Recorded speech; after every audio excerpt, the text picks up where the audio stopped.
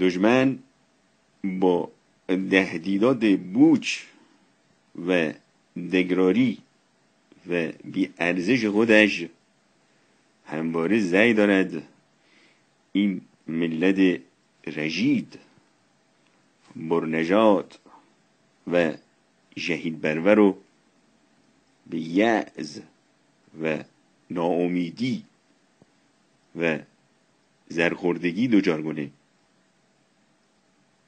ولی این ملت اسلامی همواره نشون داده که هر تهدیدی با تهدیدی به مراتب قوی‌تر پاسخ میده.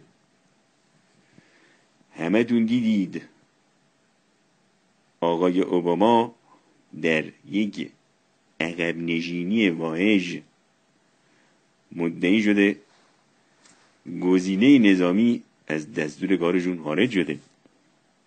این حرکت خوبی بود. این خودش خروج از توهم است. از طرف دیگر میخوان با گسترش تحریم ها این ملت رژید و پرنژاد و به زانو در بیارن. کور خوندن. این حرکت خوبی نیست. این باز هم ورود به توهم است.